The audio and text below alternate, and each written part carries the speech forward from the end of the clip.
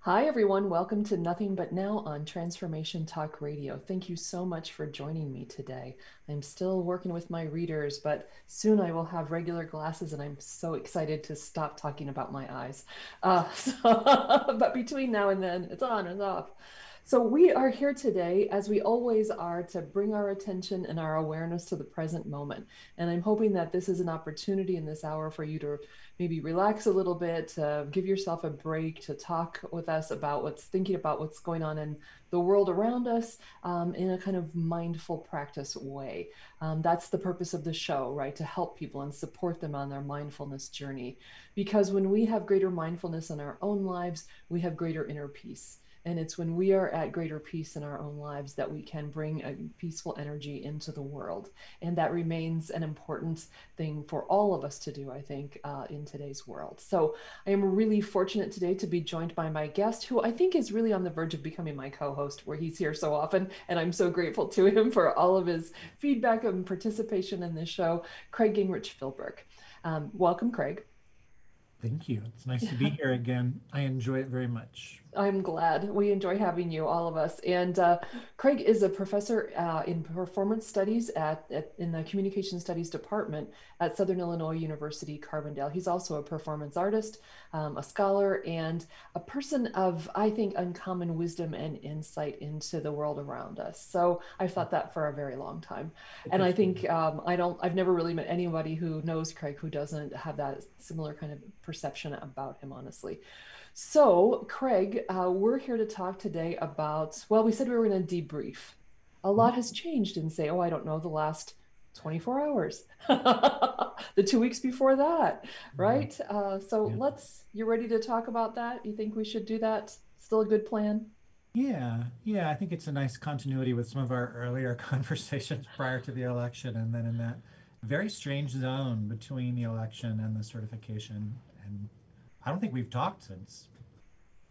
I think that's right. Yes, yes. And what a whirlwind of stuff it's been. But first, we do a breathing exercise. So, do you mind joining me on that? No, never. Do you like this one? Sure. Yes. Okay. So what we're going to do, folks, is we're going to bring our hands to our heart center on an inhale, interlace our fingers and push out on an exhale. Raise our hands above our head on an inhale and then release them on an exhale. So if you'll join me. So inhale.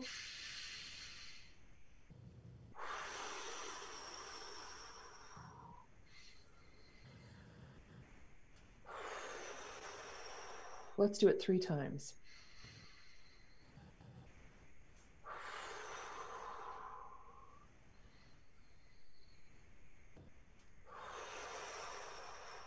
And final.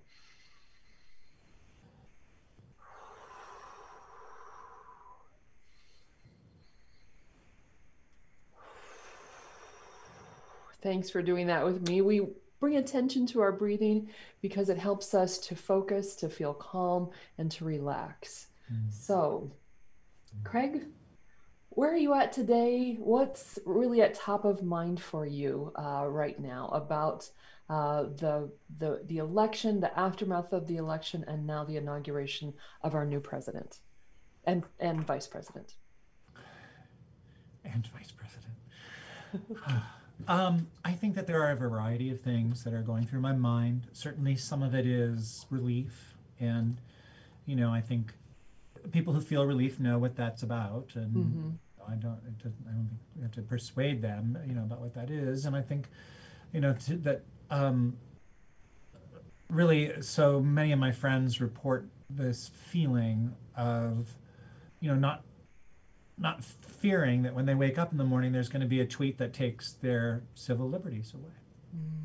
And, I think, as some of your guests have pointed out in the series that you've been doing, that risk is by no means equitably divided. amongst us, Right. and so certainly some people feeling a very big sense of relief, and also at the same time trying to monitor the degree to which I am engaging in sort of two impulses. One is a kind of um, when are those people who stormed the Capitol and encouraged them going to be held accountable, right? Mm-hmm. And kind of moving, sort of toward that. Mm-hmm. And then also trying to be careful about not being too cynical about or too enthusiastic Ah. about this sort of call for unity Mm-hmm. and sort of dialing down the rhetoric, which is in some senses dependent upon the other for me and I think for many people, Mm-hmm. but trying to also figure out what that means, right? Mm-hmm. So I can dial down the rhetoric in which I call for that accountability. I mean, I think that that's still dialing down the rhetoric, to Mm-hmm. some degree. But I'm also um, still kind of struggling and finding my way with the Mm-hmm. double mind of that, I think. Mm-hmm. Mm-hmm. Yeah. I think that's such a great description. It is complicated. It is not just one thing, is it? It is not just relief and hopefulness. I suppose if we've learned anything in the last 4 years, it's to, I hope, um, be critical thinkers when it comes to the information that we allow in our minds. And not just assuming that the people we're listening to are always telling the truth or always have the whole story, maybe is a better way to put it. Not always bad motives, but to just to be cautious, critical thinking listeners all the time. That hasn't changed, has it? No, and even when I listen to them tell their story, to Mm-hmm. know not just that it isn't the whole of their story, but Mm-hmm. that the sense that I'm making of them telling the story is also not the whole of them telling the story, Oh, that's right? beautiful. That Right, I don't have a kind of omniscient right. access to their Mm-hmm. psyche, their pain, Mm-hmm. whatever. Um, Mm-hmm. and I think the same about mine to some Mm-hmm. degree. Right, right. When you talk about dialing down the rhetoric, because I like you, I think a really critical issue is accountability as we move towards unity. I realize we can't, things are not simple where you can say, okay, we're going to do these 10 things and then this other 10 things are going to happen, right? That all of these things are going to be happening simultaneously because some of that accountability, of course, is interpersonal.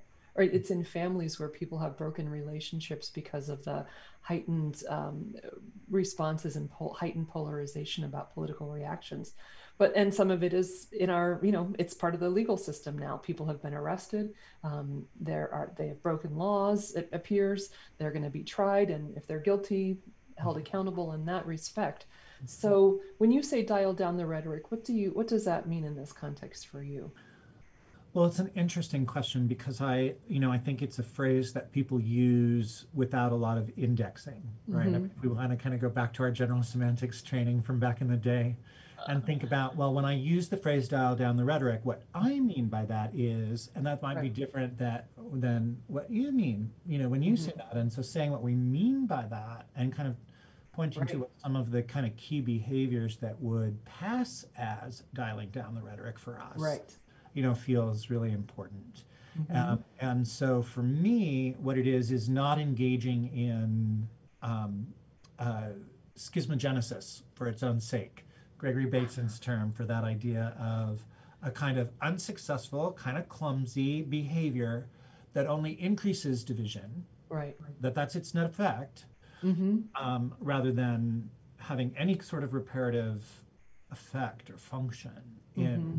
maintaining a relationship within a community or a family, Mm-hmm. right? So, when the gentleman who was recently arrested says to his kids, you know, um, if you turn me in, what happens to snitches, basically, and essentially threatens their life. Wow.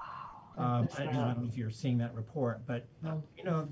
that's you know that's certainly dialing up the rhetoric, right? Yes. Right, right. Mm-hmm. I've been thinking about it a little bit I don't, I'm on Twitter, but I don't tweet. I'm a lurker in lots of social media contexts. And um, I, I'm I'm just aware of not wanting to be in a lot of spaces with a lot of totalizing kind of commentary about people with whom I disagree. I think accountability does not have to, have said this before, of course, accountability does not have to include demonization. And Right. I think we can be very strong in what we say about what people have done that we find illegal, treasonous, unpatriotic, etc., without completely demonizing them as individual human beings. They are still people with feelings. There may be feelings out of control. They're people with, they're not monsters, because I think to say that is to act like they are the other in a way that makes them makes it impossible for any dialogue to happen. So for me, the dialing down the rhetoric is, I guess, is similar of a, paying attention to what I'm reacting to and how I'm characterizing other people without ever losing track of, and I want you to be held accountable. I want your actions to be in that public realm where we can really understand how close we were to an actual insurrection, a successful insurrection, as opposed to the failed one. Yeah. So we're going to take a break, Craig, and when we come back, we're going to talk a little bit more about kind of where we are in these first reactions. And I also want to talk about yesterday. I want to talk about the inauguration, because I promised in the headline, or the headline about the show today, we were going to talk about happy things. And I imagine you feel as I do that that was a very happy occasion. Yeah. Yeah. Okay, great. Well, that's what we'll talk about when we come back, as the inauguration and our responses to that, and where that's leaving us and where we're going from there. And you're listening to to Nothing But Now on Transformation Talk Radio. We'll be right back after the break.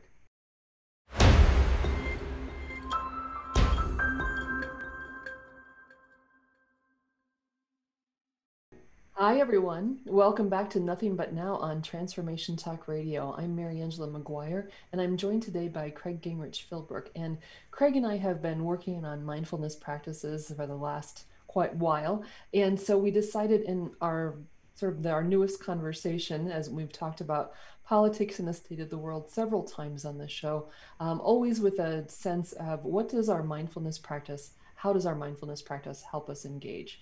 And so we're here today debriefing the most recent political events in our country. So the failed insurrection after the election, after the denial of results, now and finally the certification and the inauguration yesterday.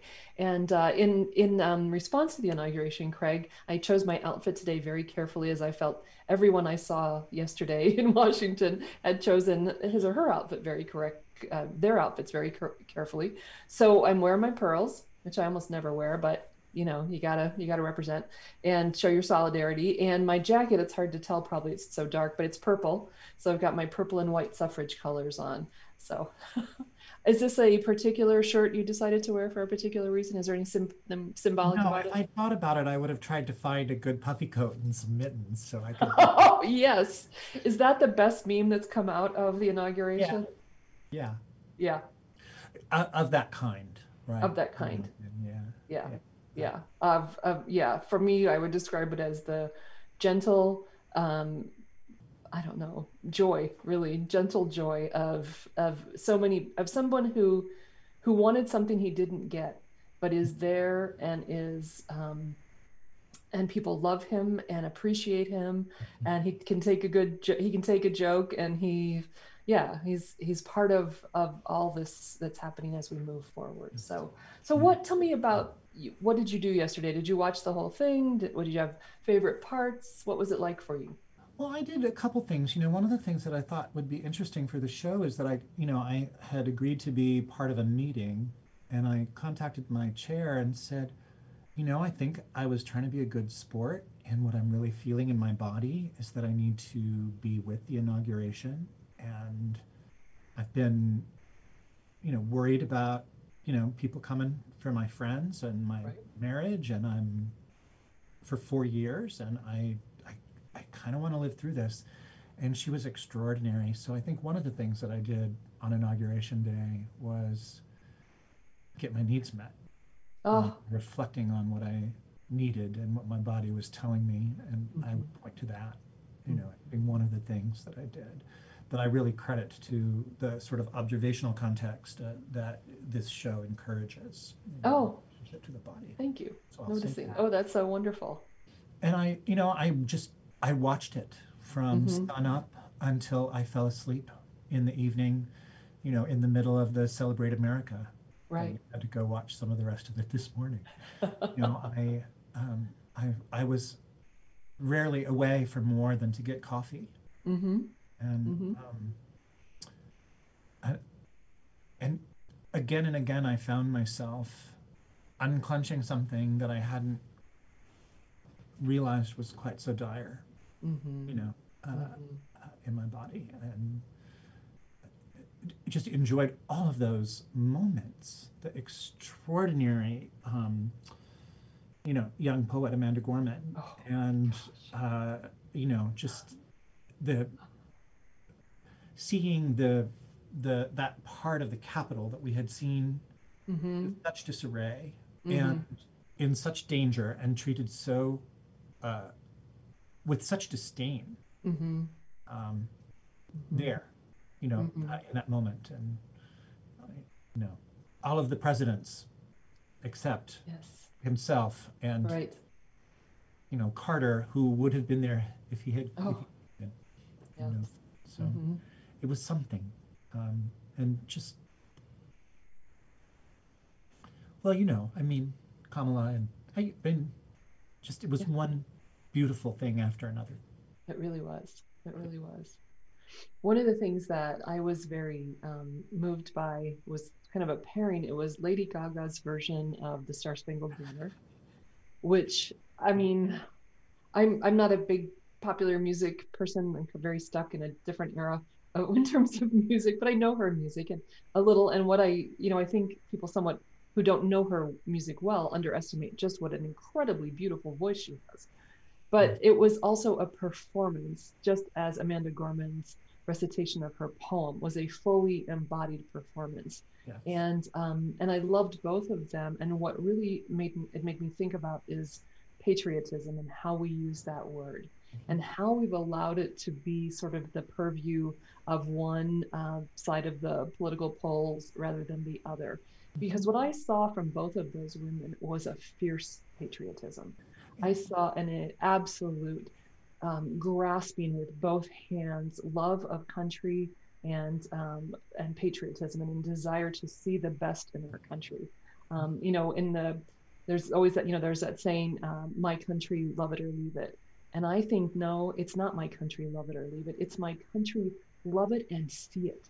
See what it really is. See all that it is, good and bad. And I thought that's what Gorman's poem was, Mhm. just incredible opportunity to see the good and the bad, and for her to Mhm. have such joy. It made me very hopeful because she's a very young woman too. And so I think I worry for young people that they feel that things are, going to hell in a handbasket, and there's just really nothing to inspire them, nothing to lift them up, and they're doing it for themselves. She certainly, I mean, she credits a lot of people. She has a lot of gratitude to others for her success that she's had, but she is doing it, and it's just an inspiration. Both of them I thought were an inspiration. Yeah, and I don't, by any means mean to leave JLo out of this list either. Oh no. Her kind of moving into Spanish for a moment and Yes, having this, that kind was of great. the whole program, Mm-hmm. so beautifully diverse. And one of the things about Lady Gaga, I've been talking with friends who are like, why Lady Gaga? She and Biden got together for some PSA work about sexual assault That's and right. created a kind of friendship and Mm-hmm. coming out of that, that led to some campaign work. So it's, Mm-hmm. what was on the there on display there was relationship. And Mm. when I think about how Yes. important that term is to communication studies, Right.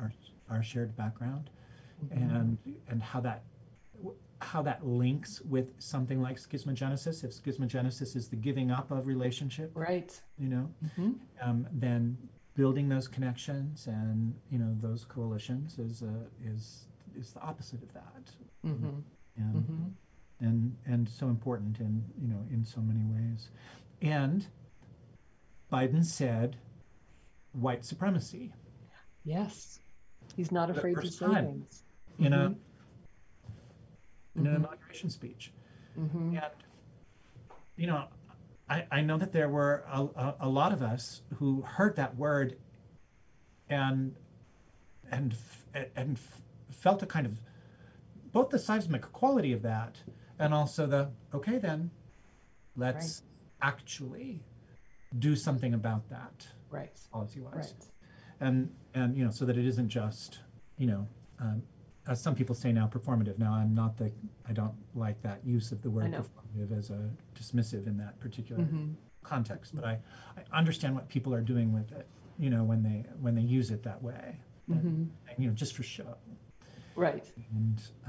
And I think with all of the executive actions and the various kinds of things that were happening, we're seeing Mm-hmm. there's at least a good a good sense that it's not just for show and that it becomes our obligation Right. to make sure that it never turns into that.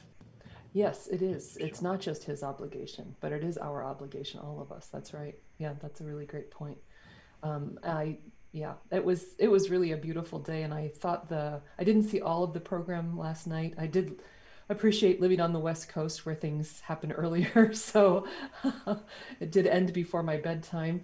And just the program last night, parts of it reminded me of the Democratic Convention when because of the COVID era, the roll call of the states was done virtually, and that was just a fantastic display. It was so beautifully done, so smart, such a great use of technology, etc.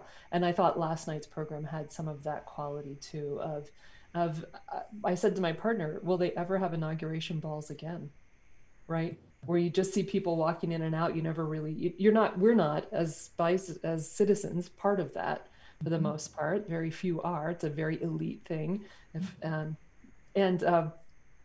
Last night I thought was I can't imagine they'll ever do this the same way again because this was so inclusive in that sense of really was accessible to all in so many different forms. You could watch it on your phone, you could watch it on TV, or you could listen to it on the radio. It was visual, it was music, it was speeches, just the variety and the positive quality of it too. And of course, I wouldn't have expected a lot of negativity about the previous administration, but this is a difficult time. There are enormous problems they have to solve.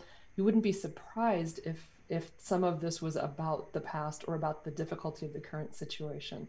So I also appreciated the hopefulness, the sense of moving forward, not again, not to leave accountability behind, but to say, and in terms of whether it's COVID or racial reconciliation or the economy, there are ways in which we have to move forward, and we can do it. That's that spirit. Um, I was thinking too that those are often things that anyone can say, and one difference that I know is very real is that just as you said earlier, you're not going to wake up every day scanning the headlines looking for something that's happened that has undermined your rights or my rights or those of people you know and love or just other people whose rights should not be violated. But also there will be disagreements, but I don't think we now have a president who will ever make escalated disagreement a conflict, a problem with a mean petty tweet. Mhm. And I think we can say, we can be dismissive of Twitter and what it means, but obviously it means a lot. It had a huge power in this country. And I think to have a president and a vice president who will not escalate conflicts in that very unkind way, Mhm. I think is huge. It's going to set an example for all of us, Mhm. actually. So I'm excited about that. Yeah. And when Twitter cut them off, disinformation goes down 75%. That 75, that's right. immense. Yeah, that was very shocking. That Right. was perhaps the most important aspect thing that came out of that decision was that information.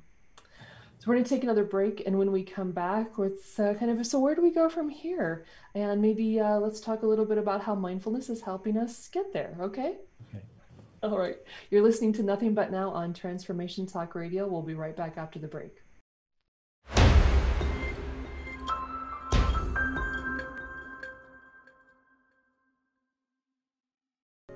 Hi, everyone. Welcome back to Nothing But Now on Transformation Talk Radio. Don't you love that bippy music we listen to before and after the breaks and at the beginning and the end of the show? I just always like to say Craig wrote that. And I'm so grateful to you because it just makes me feel happy. So thank you for that. You're welcome. Okay. So if anybody's curious about your work on music, they could look at Salt Theory online. On SoundCloud. SoundCloud. Salt Theory on SoundCloud. Okay, great. We've been talking about debriefing the politics of our country in the last few months and just about our joy in watching the inauguration coverage yesterday, the moments that really were highlights for us. Craig, were there others that really stood out to you that you want to mention? Well, I think Garth Brooks, right, who is taking a profound risk, Mm-hmm. more so in a, in different ways Right. than some of the others. I mean, he's taken a lot of flack for Right. participating in it Mm-hmm. as a country artist, but has stood up to that, and I respect that. But Mm-hmm. also Braden in the evening part, the celebration Mm-hmm. of America. There's a segment um, where folks are delivering moments from previous inaugurals. Ah. And Braden, the young man who had the difficulty with the stutter, Mm-hmm. who whom Biden befriends and helps, Right. is the one who did the JFK address. Ah, I missed And he that. just went right through it smoothly. And I think, given our background in Mm-hmm. communication and also in forensics, public speaking competitions, Uh-huh. you know how transformative it can be to have that kind of confidence. And Yes. I loved that he was in there, at least in part, because it demonstrated that Biden was making a relationship with him. It Mm-hmm. wasn't just using him Right. for, a photo op or the convention. This Right. is a continued relationship with this young Mm-hmm. man. And it was Mm-hmm. very moving to me, when I kind of put two and two together with the help of my friend Tim Miller, Mm-hmm. that was who that had been. Oh, And wow. it was just really I something. There were so many places that resonated in that way. I mean, Amanda Gorman is another example. Mhm. I saw her interviewed later on CNN with Anderson Cooper, and she too had a speech impediment. Yeah. There were, I think she said maybe half a dozen letters that were very, very difficult for her to pronounce as recently as 2 years ago. Mhm. And so that was and she was identified by Dr. Jill Biden as and that's why the invitation went to her because of Dr. Biden's hearing her recite one of her poems when she was the youth no poet laureate, and so that's an amazing thing. And it's funny that you mentioned Braden's participation because it went back to other inaugural speeches. In her interview, she talked about how she prepared this particular poem, and it was through research of reading other inaugural poets' poems, doing research into other speeches that have been made at inauguration. So I just really appreciate that level of care and, to me, attention to our country. Mhm. Right, it is really bringing all of those threads of the best of who we can be into the foreground through these performances and recitations, etc. And that's just a glorious thing. It reminded me a little bit, and perhaps one of the best fireworks displays I've ever seen, especially from being seen it on television, but it had a very Fourth of July quality. I think the whole thing, in terms of the celebratory nature of it. And yeah, so I loved that. So where do we go from here? Is it all sunshine and roses now once we get those insurrectionists in jail? Well, I don't.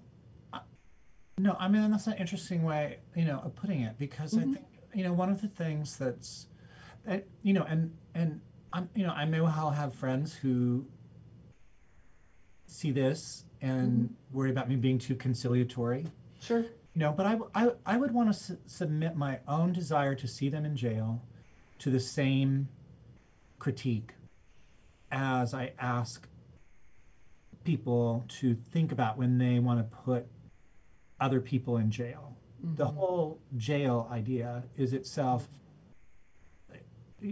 at least worthy of our reflection, Yes. right? So I think even Bette Midler puts out a video where she's speaking to Trump and the Mm-hmm. legal problems coming to her, and she uses an expression that's something like, oh, I can feel your uh,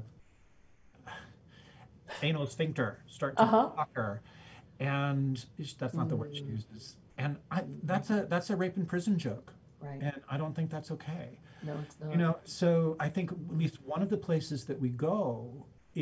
is thinking about what we're what we want to happen to these folks Mm-hmm. who we have accepted, I'll put it that way first, as being sort of in the role of this sort of absolute other, Mm-hmm. um, often because I think often quite rightly, just to be honest with you, that's where they have put us. Right.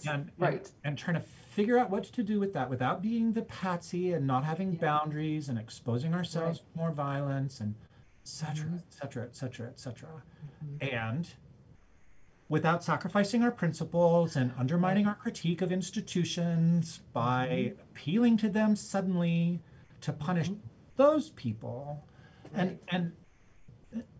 so I'm really genuinely working to parse that out. And I think Mm-hmm. that's part of what we do, and that we have conversations with each other about Mm-hmm. where we're drawing those lines and how we're feeling them bodily. Mm-hmm. I mean, I want to be so cautious because I don't want to, excuse that behavior or Right. shame people Right. for saying, no, I'm not going to tolerate, you know, the Nazi in the dining room, Right. in my family or whatever. And Right. people get to say that, Mm-hmm. they get to Mm-hmm. live that.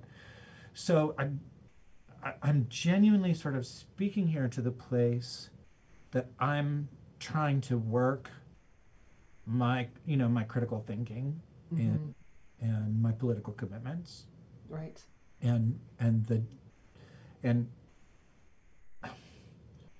not violate the deconstructionist in me that is Right. very concerned about accepting a binary opposition uncritically, Right. us Right. and Mm-hmm. patriot, um, terrorist, Mm-hmm. whatever those might be. Well, Right. those are always worthy of our suspicion and our care. Mm-hmm. Right.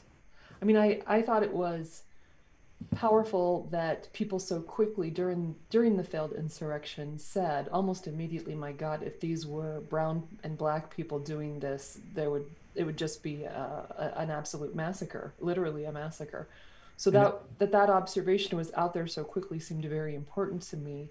At the same time, kind of responding to what you're saying, the legal system is filled with problems. The prison system is an industrial complex and does not rehabilitate anyone if it can help it. It seems like, except in the very smallest kind of burgeoning programs that people are trying to put together to help people in prison. So if I certainly want people to be held accountable. I think that's what historians are telling us. We learned from the post Civil War era that the lack of accountability just led to more and more concentration of problems and racism, etc. At the same time, it's still a prison industrial complex that needs to be reformed, no matter who's in those prisons. Mhm. So yeah, it's tough. It's very hard, and not, yeah, it's kind of whiplash, right? Okay. And of course that's what someone who disagrees with me politically fears, is that now that people like me supposedly are have more power, that all we're going to do is use it to punish and shame and vilify and demonize. And so, yes, how do we bring our mindfulness practice to bear in that moment to say, I can have compassion for you and still tell you that if you're on the side of the Nazis, as my friend Faith said, the people with the Nazis, that's never going to be my spot, right? I'm never going to be with you on that. Were you going to say something? I feel like I cut Well, you no, off. just that, that just trying to be vigilant to that, without Hmm. succumbing to relativism. To what? To relativism. Relativism. You Hmm. know, that's that to Yeah. me, that's the work and trying to figure out in relationship to my judgment Hmm. where I am feeling attached to being right, where I'm feeling Right. attached to a punitive intention, where I'm feeling Hmm. attached to, whatever, as opposed to creating the conditions where this doesn't happen again. Right. And that's, if I kind of get into my Hmm. Bucky Fuller stuff there, continuing the business as usual may not be the best way to fix this. And The, one of the ways of continuing business as usual is for those people that I think of as my opponents to be treated the way they treated me. That is in fact business as usual. it is. And it doesn't change anything. Yeah. Right. Yeah. Right. Okay. We're going to take our last break and then we're going to come back and wrap things up with Craig Gingrich-Philbrook here on Nothing But Now on Transformation Talk Radio.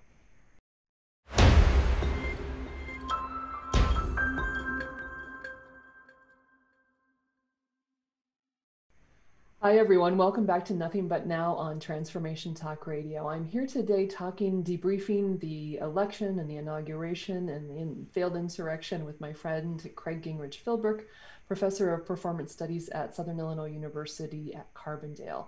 And so, Craig, what's what's important for you, kind of going forward from this point as you think about either your mindfulness practice, reacting to the world around you, holding others accountable, some of the things we've been talking about? What do you think is really important that you want to share with people? I think one of the things I guess that I would say is that um, it's okay not to know. And, you know, when I say that, I don't, again, for me, relativism is the problem, right? As much as certainty, right? There, Mm-hmm. I'm I'm I'm really drawn to double bind theory. So those two things, it's all the same, and I know that that is not that, right? That somewhere between them is where we, kind of have to live most of our lives if we're going to really be critical and cautious and I think remotely humane, Mm-hmm. honestly. Mm-hmm. Um, and that, if but that if folks feel it, um, that having a boundary and saying, no, I'm not there. I'm not there. Right. I can't. I don't know how to forgive this. Yeah. You know, uncle who sent me all of the QAnon memes Right. and was a bad name to me. Right. Over and over again. Mm-hmm. Yeah, that bon voyage, uncle. Bad name. Um, Right. I think that that's okay. Mm-hmm. I do know that there are people that I cut out of my life when Trump was first elected, Mm-hmm. whom I long for, Mm.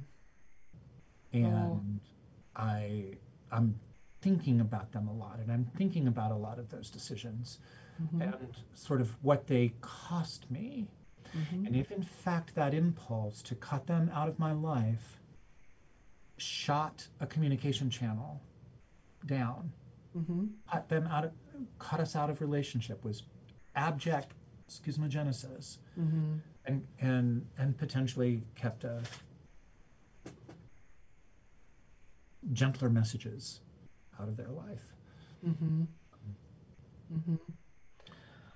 I think that in terms of our everyday life, that you've really talked about what's at the heart of it, of how do we allow ourselves to feel our feelings, to Mhm. recognize that there are places where we are still angry or still hurt, and it might be with people in our relationships related to us, friends, coworkers. It might also be with the larger situation. I know you are someone who responds to his elected officials because they are often on the side that because you often disagree with them and you're willing to tell them that. And I think for me, that's one of those great places to say, okay, I've new in Washington, but I know who legislators are, and got their addresses, and I'm gonna try to be clear with them about, when they are not representing my beliefs. And I want, because they always stand up and say my constituents, and I always want to be able to say not this constituent, if that's the case. Right. But bringing kindness and gentleness to that so that they can hear me. Mhm. I think that's really powerful. And you and I are different in this way. I think, I'm not proud of this, but I think when a relationship to me feels that it costs me more than I have to give, I'm more willing to let it go than you are. And Well, I don't, whatever. So that's not a good thing or a bad thing. I just kind of think it's a difference between us. And but I so when people are tormented mentally by relationships where they feel like they aren't heard, or that they are being given so much communication that is either demeaning to them or dismisses them or doesn't understand them, I'm a let it go kind of person. and um, that's fine. You know, I know. there's a whole communication theory devoted to that, social exchange theory. It's Yeah. all devoted to this idea that our life force is limited Yes. and we have to be careful about how we spend it. And if Yes. we continue to throw it down the rat hole of Hmm. an abuser, Right. that diminishes our life chances. And Right. that's why I just feel so clear about that, right? Hmm. I think that sometimes I can let the relationship go. Hmm. I can't let my relationship with my representative go. Right. And I mean, he's one of the ones who signed on to that overturn the vote and is Yep. telling us to dial down the rhetoric. And yeah, I write back to him and say, Good. you signed on to that rhetoric, sir. Hmm. I am Right. so ready to do everything I can in the next campaign to keep you from being reelected if you can't reflect on your own responsibility. Hmm. And it can feel so defeating to try to change the mind of someone who feels so immovable, Right. but politicians are so often, very motivated by this fear of votes. I mean, so much of the behavior that we're seeing, Hmm. we're told, is motivated by people thinking that that's the way they win this base that Trump has left behind, Right. is to out Right. Trump, Hmm. right? Yep. It's cynical, mercenary decision, Hmm. and Yeah. the Well, only I think that's a really great point to sort of wrap this up on. Is it's not, I don't know that you're trying to change his mind. I think you are informing him of what one of his constituents believes, and you are pointing out places where you feel he's being inconsistent. It may or may not change his mind or cause him to rethink his behavior, but you've put yourself out there to say, we differ here, and I want to make sure you understand that because your job is to represent me. Mhm. Yeah. Uh, Our, and yeah, try to bring that more into those personal spaces where there is difficulty too, to say, I'm not, am I trying to change your mind, or am I trying to make sure that you understand how we differ on this issue? well, I'm also trying to deploy social exchange theory. I'm trying to Right. get Right. him to Yeah, recognize it's true. Right. the cost of that position is Yes. higher than he wants to pay. Mm-hmm. And Right. I think that that's why, our wonderful local union did a lot of work with the state union to get them to rescind their endorsement of him in the wake of this, Oh, right? wow. And so that kind of action with Yes. the deciders, with Mm-hmm. the people with the votes, to Yes. me is the place. Like if I'm gonna just keep throwing it at the wall, that's the wall. Maybe not Uncle so and so, Right. but Representative so But and so. that wall. Yes. Yes, Exactly. because Right. they're the ones And I who. don't hear you demonizing him. I do hear you saying accountability matters, and accountability to your constituents, and knowing that you represented them incorrectly, or at least a whole bunch of them, the people in that union and others. Yeah, those are, and I really appreciate you saying we don't necessarily know. That is kind of a heart of mindfulness thing. It's going to unfold, and our job is to understand where we are in that process, to know ourselves, to ask those questions about where our mind is going, how we feel in our bodies, and respond as authentically as we can in those moments. Craig, thank you for joining me today. I really appreciate it. I feel like I cut you off. What were you going to say? Always. Just with Ginsburg, put my shoulder to the wheel. What's my shoulder? What's the wheel? How am I going to put Oh, it? right? And finding that, you know, the combination of those things is, I That's think, fantastic. is the way. Thank you. You're welcome. Next week on the show, my guest is going to be Kate Leibfried. And Kate is a writing teacher, an editor, an author, and the founder of a company called Click Clack Writing. And we're going to talk about the potential for the healing power of writing, what writing can do to help us to bring mindfulness into our lives, what kind of how it is in itself a mindfulness practice. So until next week, I hope that you will be curious about your mind. I hope you'll be kind to yourself. And I hope you'll be able to join us on Nothing But Now on Transformation Talk Radio. Thanks for being here today.